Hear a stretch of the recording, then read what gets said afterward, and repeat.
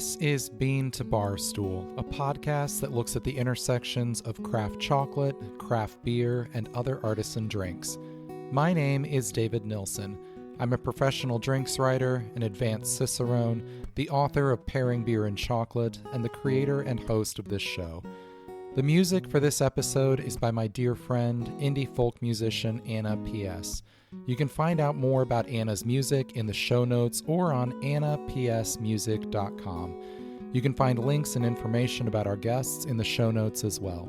I hope you enjoy this episode of Bean to Barstool.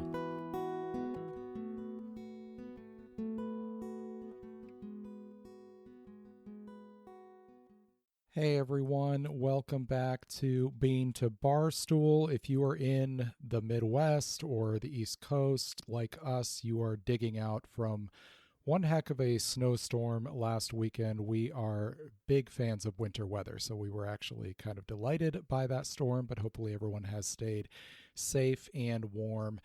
Today on the show, I am welcoming back an old friend of Bean to Barstool, London Coe from Peace on Fifth here in Dayton, Ohio.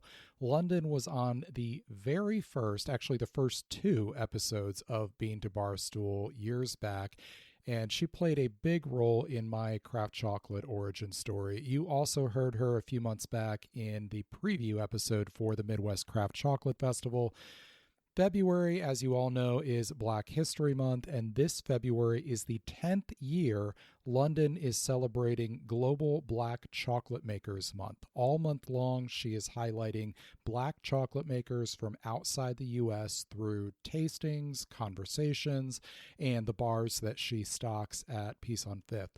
So I invited London to come on the podcast to talk about the importance of Global Black Chocolate Makers Month and what people can expect throughout the month of February with this celebration.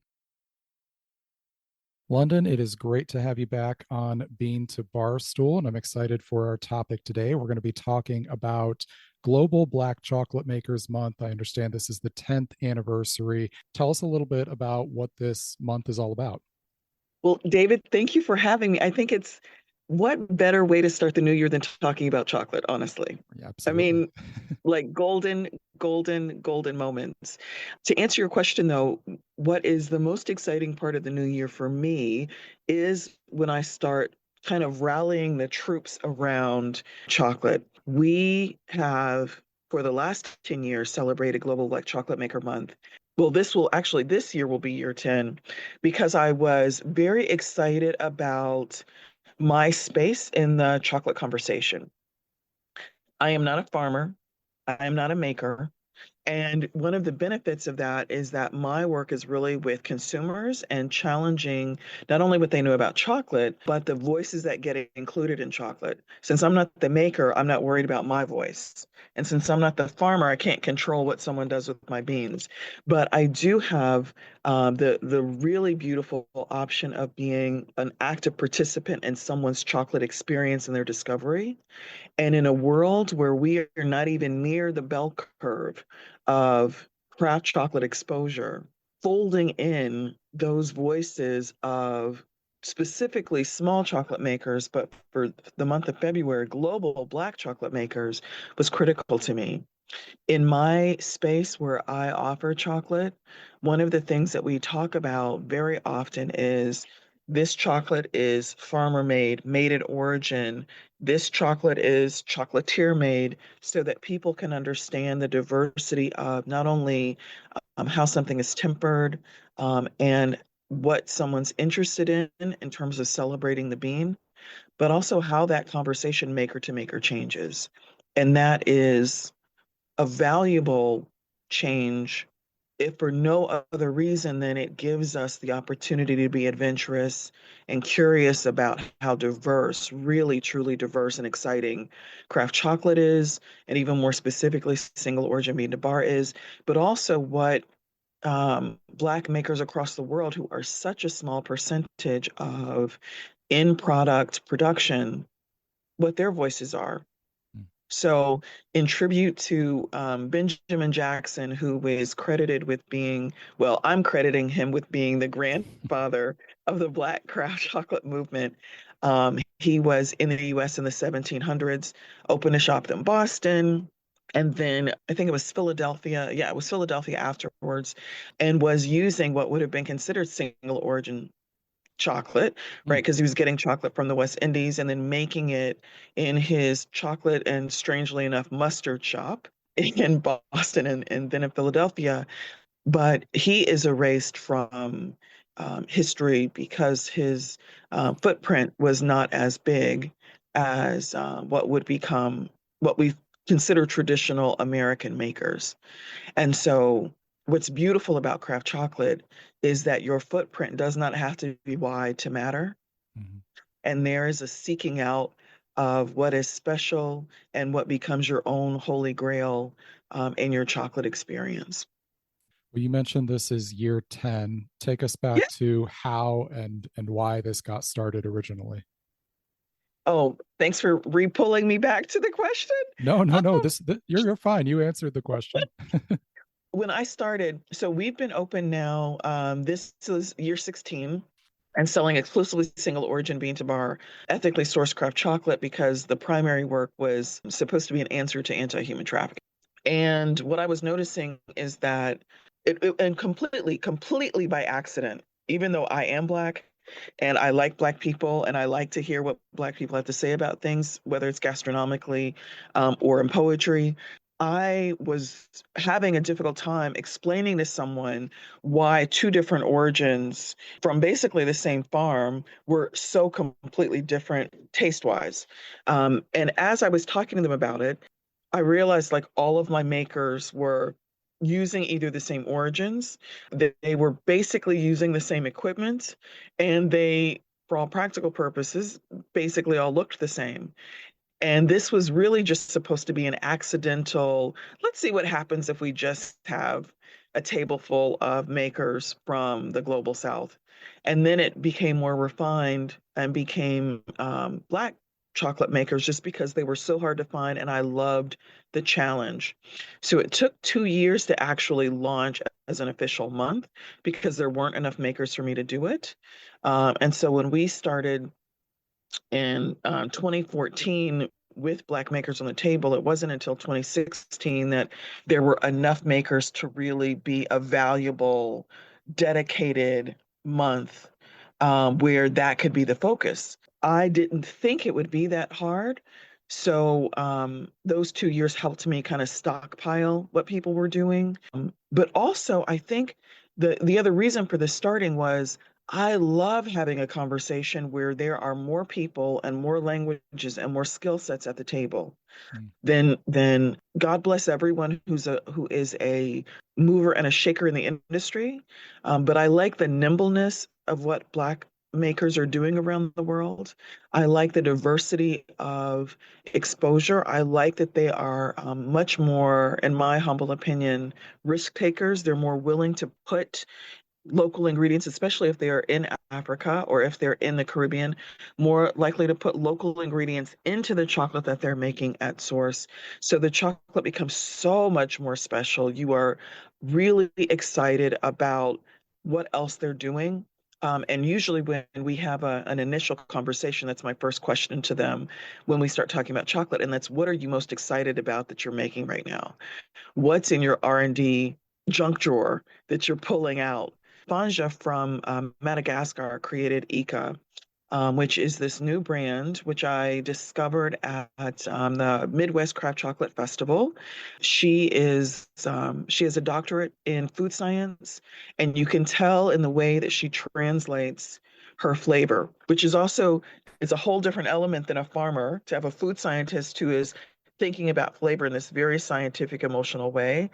And her Kambaba and Fleur de Sel are so spectacular as a bar and so like give me more, give me more, give me more that it's just a reminder of how special this is. So to answer your question, I get involved because the diversity of voices are necessary for the evolution of this chocolate game.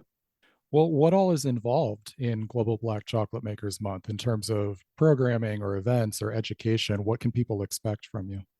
So for the month, When I say global black chocolate maker, sometimes, not often, but we will have a few other chocolates on the table, or in the space, depending on how many makers are available to ship. And I know, due to tariffs, and delays in shipping, chocolate makers don't always get to me in a time that I expect. But what you can expect to see when you visit Peace on Fifth is a wide, diverse collection of origins. So not everything from Ghana, not everything from Trinidad and Tobago, for instance, which are the most popular, most prevalent, things from all over the place, and not just from common or traditional origins.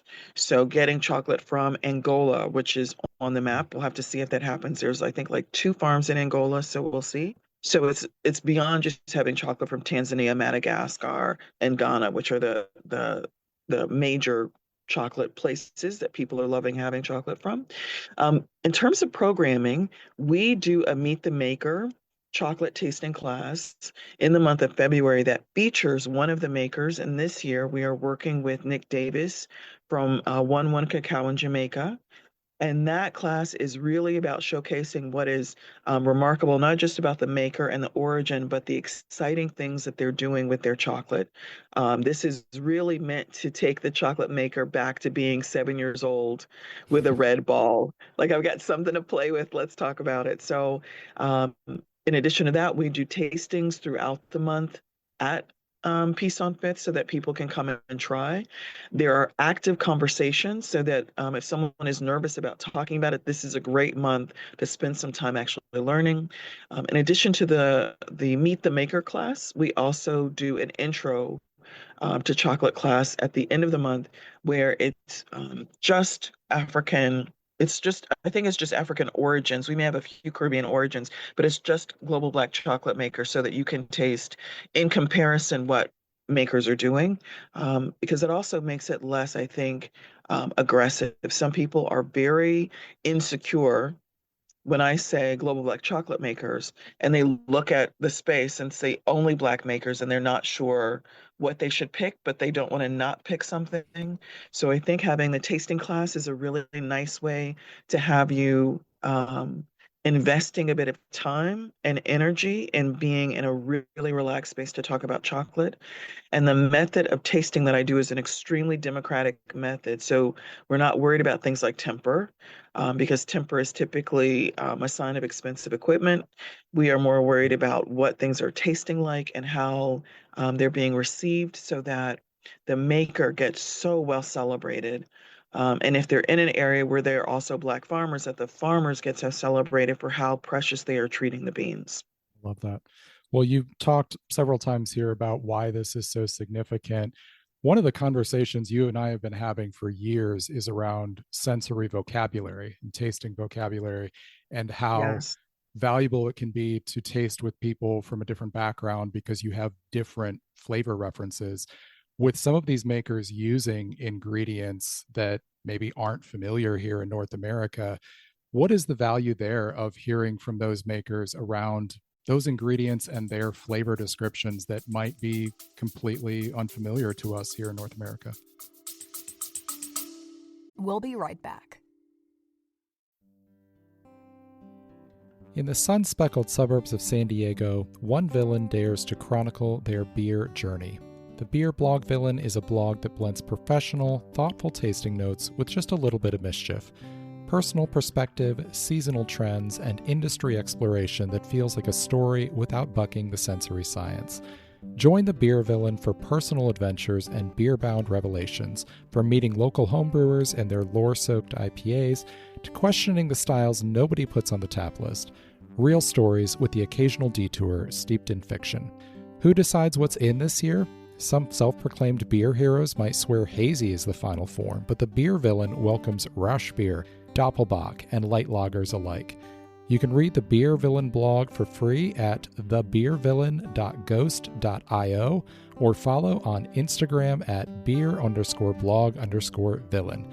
Beer has enough heroes. Now it needs a villain.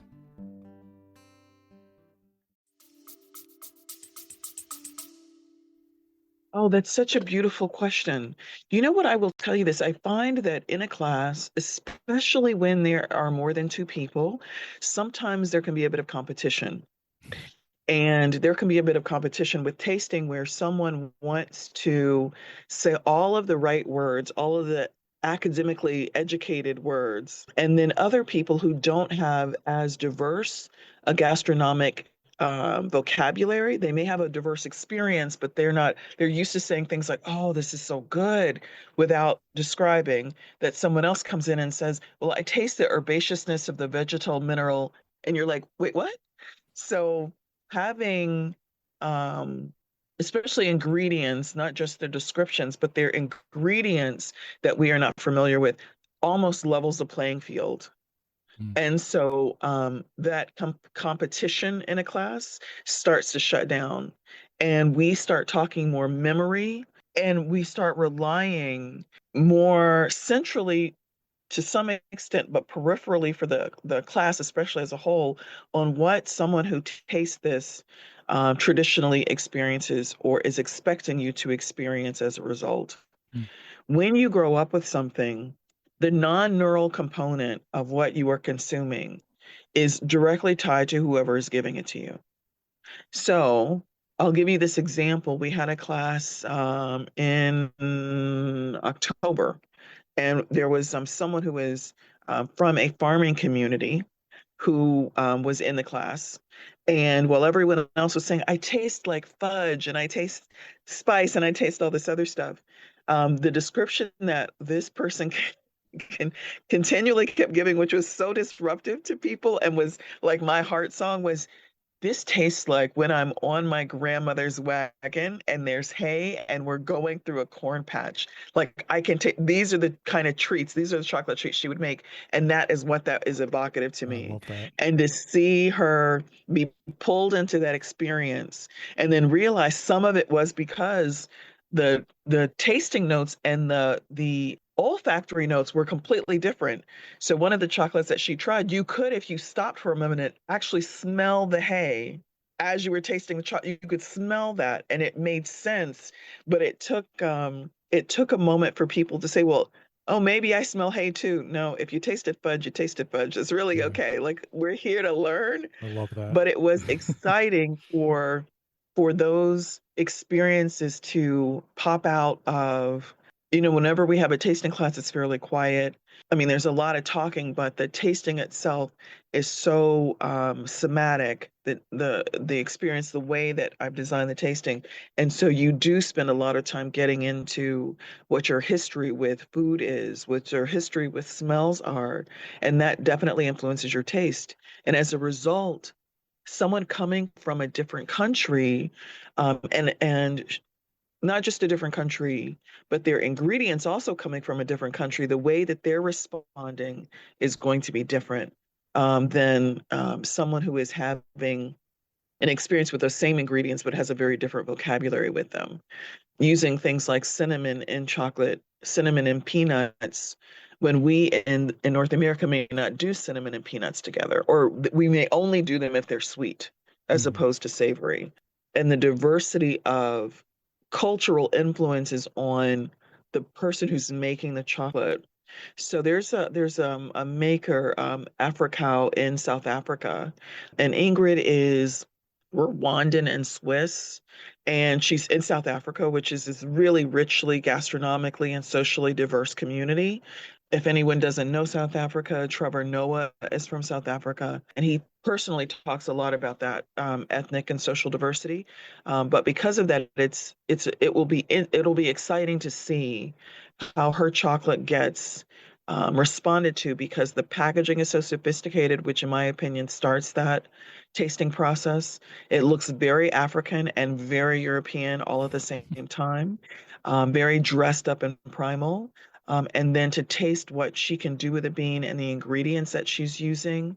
I think I've received her new list of products, which will be exciting to see what actually comes. But it is, I think, it is emotionally necessary for us to have diverse experiences, not just because it helps our heart expand, but it helps us neurologically It helps our plasticity to be challenged in ways that our natural or our currently curved neural pathways are disrupted. How can you not start to mirror what's happening to you when you are trying something that someone else is trying for the first time? And in that chocolate space, in that chocolate tasting, competition dissolves and it becomes connectivity and it becomes a way for people to bond around chocolate, which, by the way, chocolate has always been a part of, whether it was priests in Mesoamerica who were bonding with the gods who had gifted them chocolate, or St. Patrick's Day, where people are meant to stoke bonds, romantic or familial. It's a nice way to pull people back into feeling like someone cares and loves about them by having these diverse experiences with culinary opportunities that we wouldn't have. And in some kind of way, it's a little Anthony Bourdain of people to come into the class expecting to have this experience that challenges them, and they know how, not that their life is richer, but this is necessary.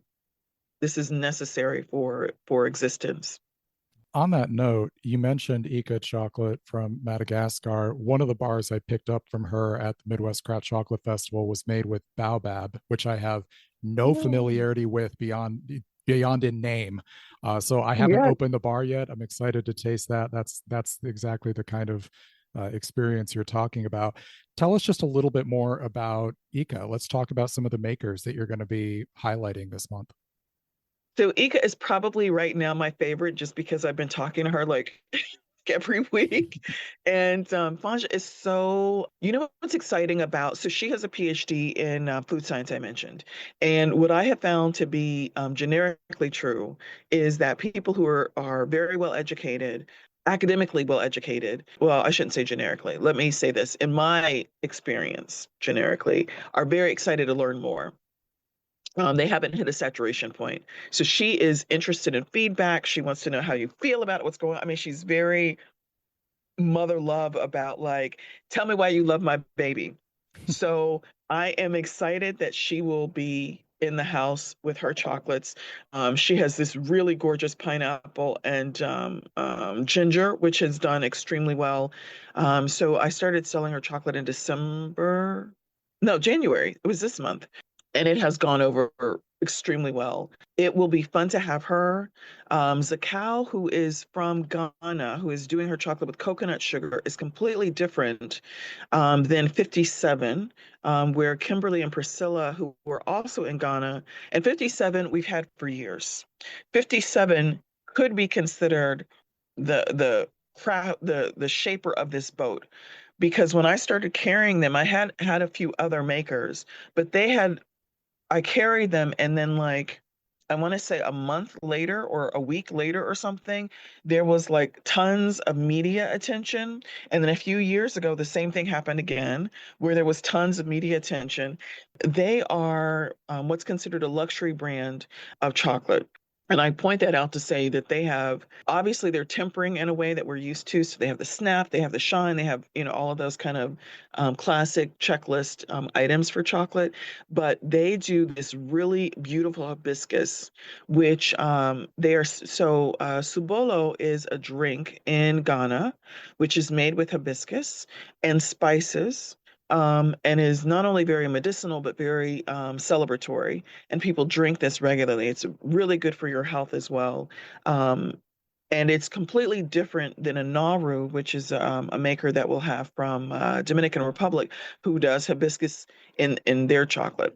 Both makers, Nauru and 57, are doing a white chocolate with hibiscus. But Inaru has a very clean, very beachy vibe with their hibiscus, where they're using cashew, and it's this really creamy, luxe, almost sorbet tasting chocolate.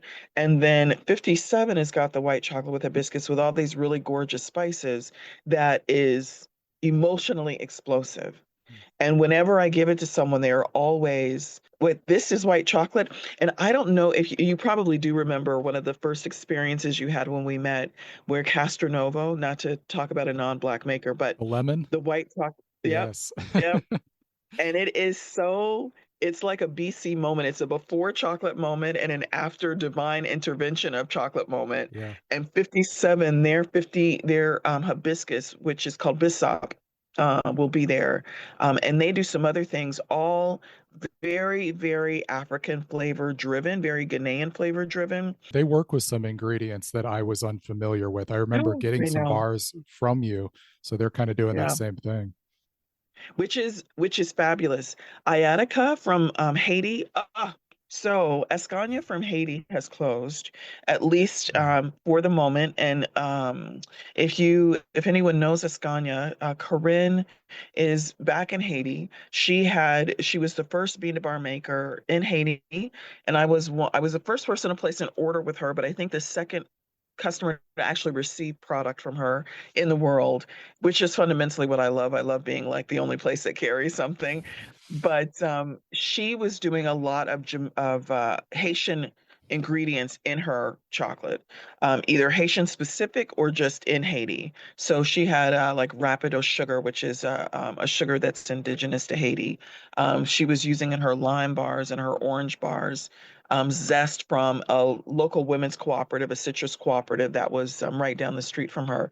So we are sad and we love Corinne and want her to come back as quickly as possible. Ayatica has taken her place in my collection. And this is a team of people who are using over 4,000 farmers across Haiti that are growing cacao and doing some really genetic specific cacao. So some Amalanda, some Porcelina, some really exciting genetic diversity. But they are also doing flavors that are done in the Haitian way. So they have this really gorgeous cinnamon bar that will not taste like a Chinese, a Vietnamese, an Indian, or any other Asian cinnamon you can find. It tastes like Haitian cinnamon because it is Haitian cinnamon. Mm. They also have a few other bars that are just spectacular and they're gorgeous and they have this really fun, it's on the verge of his of indigenous folk art that's on the front. It is museum quality art, Mm. so their bars feel beautiful to give, and I can't wait to have them back. Who else will be? One Cacao from Jamaica. I'm most excited about his curry goat chocolate, Mm. which are the flavors with which you curry a goat. And I don't believe there's some people who do put meat in their chocolate, which I don't mind, but Nick is not doing a goat in the chocolate. But it'll be a thrill to see how he uses those flavors in a really Jamaican style way so Mm. that you get a taste of being in Jamaica. There is Soku, who we haven't heard back yet from, but Soku is it's a husband and wife team. I think both of them are from Burundi, and they are living in Detroit. Oh, I will tell you this about Soku. So Baba Affair was part of an business incubator, went out to become a restaurant, popped out to become a restaurant. And I went to Detroit one day for kind of a runaway from home trip and went to have dinner at their restaurant. It's also where I met other chocolate makers. And they are partnering with a local chocolate maker to source the beans. The beans are coming from Tanzania, but they are using Burundian spices, which if you have not had Burundian food, I encourage you to find a way to get some in your life. And so it will be interesting to see how they use peanuts, which are extremely different from the way the Ghanaians, for instance, are using peanuts, to make something really special. So I can't wait to see how they come up. They're a fairly new maker. I think they launched last year with their chocolate. Um, but there are, we should have at least 10 makers that will arrive in time for February. And it'll be exciting to see what new things are popping up. So I'm on Facebook and on Instagram and on the website. When those come, they will be announced because they are only available for a very short period of time.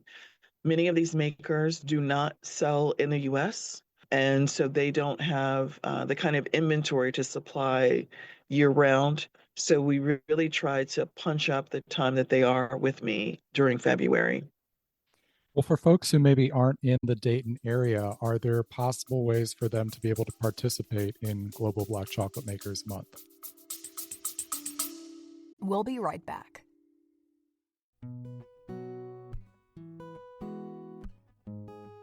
Hey everyone, you may have noticed things in the world aren't awesome right now, and social media kind of reflects that. I built a lot of the following for Bean to Barstool and just for my own writing career on Instagram, but I've been getting significantly lower returns in terms of engagement on Instagram, and well, some of their recent changes don't have me thrilled for the future. So, here are some ways to keep up with Bean to Barstool if Instagram and other social media platforms don't prove to be long-term viable solutions.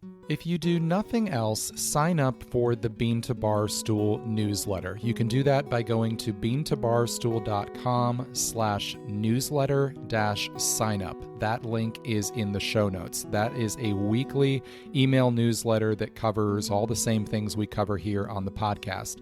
Speaking of, subscribe to the podcast on your favorite podcast platform. Wherever you listen to Bean to Barstool, go there and subscribe to make sure you get notifications of new episodes.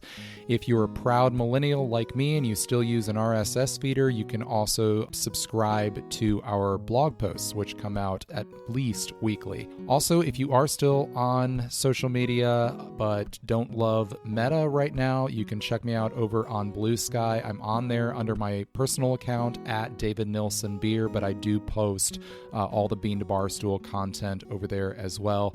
Finally, if you want to get in touch with me directly, you can email beantobarstool@gmail.com. I am not leaving Instagram anytime soon, but these are great ways to make sure you can keep up with what I have going on.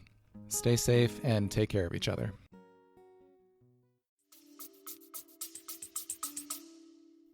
Absolutely. So the fun thing is this past year, I had enough people complain to me about classes that now every single class is offered virtually and in person. That's the first thing. The second thing is you can order through the website, but there will be a division on the website that will just be listed as Global Black Chocolate Maker. So you don't have to search through all my inventory to find them, which you've had to do in the past. Not only because this is the 10-year, but because some of these makers I would like to keep year round on a smaller scale. And so being able to offer them through the website is the best way to do that, where they will still have some visibility and we will still be able to ship out product. What I think is going to be exciting for the general population is dipping in and making this month, the month of February, like Black Chocolate Maker Month for them personally. So if you can't physically come to Dayton, Ohio and see us, or if you can't run away from home for a little road trip, there is the opportunity to have this really gorgeous poem of chocolate in your pockets through either the website or by attending the class. And when you attend the class virtually, what we do 10 days before the class, and there's a way to register for the class virtually. It's always on the Eventbrite page, but you get sent a box of all the samples with printed information about the makers so that you don't just get to experience what the classes experience. You have something so that if you are not able to come or not comfortable coming for whatever reason, you're too far away or it's really inconvenient, that you can order from the makers if they ship out directly. But because we do this every year, I don't want someone to miss this month and miss the opportunity to have a golden Global Black Chocolate Maker moment. I know for the month of February, I've got some of my chocolate already planned of what I'm eating when, and they're all Black makers. And some of them I've never had before, so I can't wait. Like I'm salivating right now thinking of what's going to happen when I delve into who's making what and how it's coming out. So the Angola in particular, I am extremely excited about because I've never had chocolate from Angola before. That's great. I love that. Well, normally when I'm interviewing chocolate makers, the last question I ask them is, what story are you telling with your chocolate? You've been talking throughout this conversation about the various stories of these different makers. I wonder if you can summarize here at the end, what story is Global Black Chocolate Makers Month telling? Oftentimes, it is easy for us to be enamored with people who look like us and sound like us and move in the world the way that we do because it agrees with who we are and it agrees that we are right because someone who looks like us is doing this wonderful thing. So by osmosis, we are doing a wonderful thing. And the idea or the hope of Global Black Chocolate Maker Month is that in the conversation about craft chocolate, that someone who is doing something different, someone who is doing something potentially disruptive to what your expectation of chocolate is, that they are a valuable part of the conversation and trajectory of how craft chocolate will move in the world. That there is this really golden opportunity, in the words of Gandhi, to shake the world a little by being adventurous and curious and investing financially and personally in a chocolate experience that gives everyone not just a seat at the table, but gives us an opportunity to include people in the conversation who don't have the bandwidth or the market share or the large enough footprint to move and shape the conversation. We have a lot of really beautiful makers in this country who are helping pull market share from big chocolate, from bulk chocolate, from mass chocolate. And they are pushing this craft conversation in a way that is making small business, even when they're multi-million dollar companies, but they're so much smaller than their bulk chocolate competitor, that's pulling the conversation into how we deal with each other. And in that vein, I think that Global Black Chocolate Maker Month reminds us that how we deal with people is to deal with them, is to include them in the conversation intentionally and deliberately, because they may not have the nimbleness, or they do have the nimbleness, but they may not have the benefit of looking like the rest of us. So they don't always get thought of as part of the conversation and included. And so I use the word disruptive because craft chocolate is so disruptive for people. It doesn't taste like more mass-produced chocolate. It doesn't taste like commercial chocolate. And if you're already on the bandwagon of being disruptive, why not run into that field, arms exposed, waiting for something really exciting to happen with chocolate? Well, London, always a delight to talk with you. Hopefully, I will make it into your market here in the next week or two to grab some of these makers that you've got me excited about. Thanks for doing this again and coming on Bean to Barstool. Oh, thank you, David. I'm excited to be here. And Global Black Chocolate Maker Month is for the entire month of February. So I do hope to see you. Backtracking a ways in that conversation, I love London's idea of asking makers what they're most excited about right now that they're working on. Going to steal that idea from her because whatever they're most excited about is the creative engine that is driving what they're doing with their business. So I love that. Once again, you can check out London's website and social media. I will put the links to both of those in the show notes and follow along with what she's doing at Peace on Fifth, see what she's got going on for Global Black Chocolate Makers Month. She also ships, so you can order chocolate from her. All of those links will be in the show notes to check out. On the subject of events, I have a couple local events coming up if you're in the Southwest Ohio area that I want to share real quick because they would be of interest to folks listening to this pod. I've got 2 beer and chocolate pairings in February. On February 11th, that is a Wednesday evening, I will be at Third Eye Brewing in Hamilton, Ohio. Good friends with their brewmaster, Kelly Montgomery. You might remember him from an earlier episode in 2025 where we talked all about brewing with cacao. They make some fantastic chocolate beers, and I'm going to be doing a tasting and pairing event there where we're going to do 3 beer and chocolate pairings and then 1 chocolate beer tasting. And what's cool about this event is that after we do the majority of the tasting and pairing, Kelly's going to lead everyone on a tour of the brewery. We're going to end up down in the cellar in their barrel aging room. And in that room, we're going to do our last pairing course. We're going to pair a barrel aged beer with a chocolate. So that'll be a really cool experience. And then on Thursday, February 26th, I will be in Englewood, Ohio at Full Circle Brew Garden doing a full beer and chocolate pairing there. You can get all the information for both of those events in the show notes or on my personal website, davidnilsonbeer.com. Full Circle Brew Garden is super cool.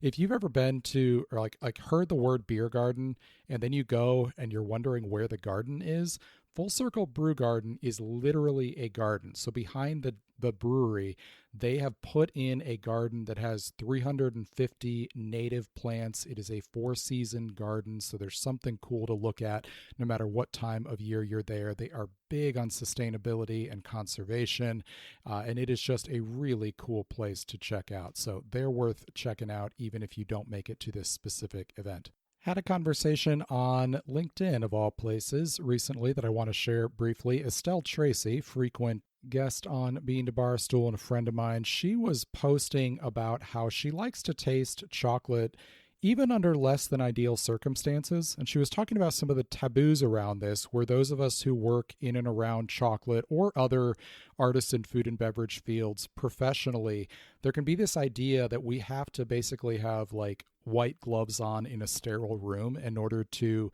taste something, and we need to be these perfectly calibrated instruments. And while there is value to controlling the tasting environment when you're doing this in a professional capacity, maybe leading a sensory panel for product evaluation or taking an exam or doing judging or something like that, out in the real world, that's not how 99.9% of people are actually interacting with these artisan products. And even if we are professionals, we are also just tasters among anyone else. So it is perfectly fine to just crack open a chocolate bar in the middle of your workday, no matter where you are, and nibble on it. It doesn't matter that you aren't a perfect instrument in that moment and it's not a controlled atmosphere. Also, we can learn interesting things about the sensory experience from tasting things at different times. How hungry or thirsty we are, what we've had to eat recently, the time of day, our energy level, what's going on around us. All of those things influence the tasting experience, and why not play around with that a little bit? There's a time for controlled tasting, and there's a time for just being a person who's enjoying a piece of chocolate or a sip of beer or whatever it might be. So appreciated that thought from Estelle. Thanks for giving us permission to do that.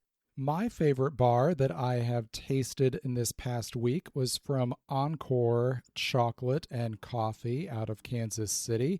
Mike King at Encore started out roasting coffee beans and then got into making craft chocolate, and he makes a line of chocolate bars that are infused with various types of coffee or emulate different coffee drinks, and all of them are excellent. But this past week, I really enjoyed his Cafe Mocha bar.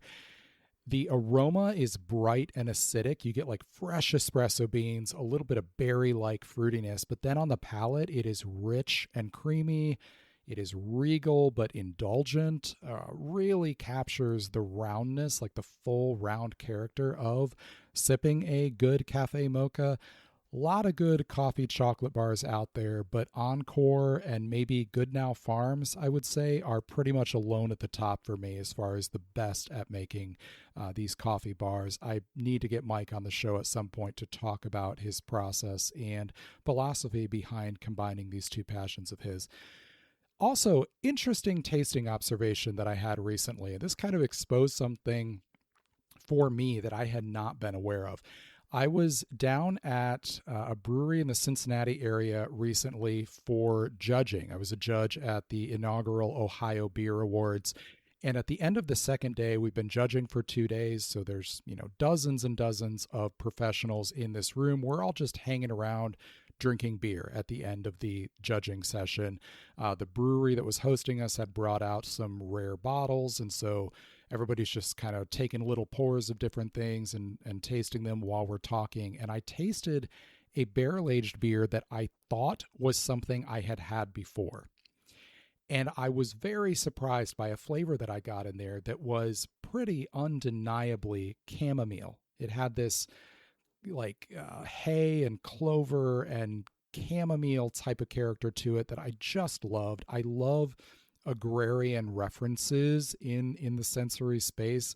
going back to like the very first episode of Bean to Barstool, we talked about how our backgrounds influence our tasting vocabulary, and we talked specifically about agrarian and agricultural sensory terms that not everyone might have a connection to, and how we can learn from each other because of that. But I really, really enjoy when I can get hay or something else like that in anything, in a beer or chocolate. And so I was really excited by this really clear note of chamomile that I thought was coming from some alchemy of fermentation and barrel. Well, I ended up going back to the bottle that I had poured this out of, and I didn't realize that the version of the beer that I had just poured actually had chamomile added to it.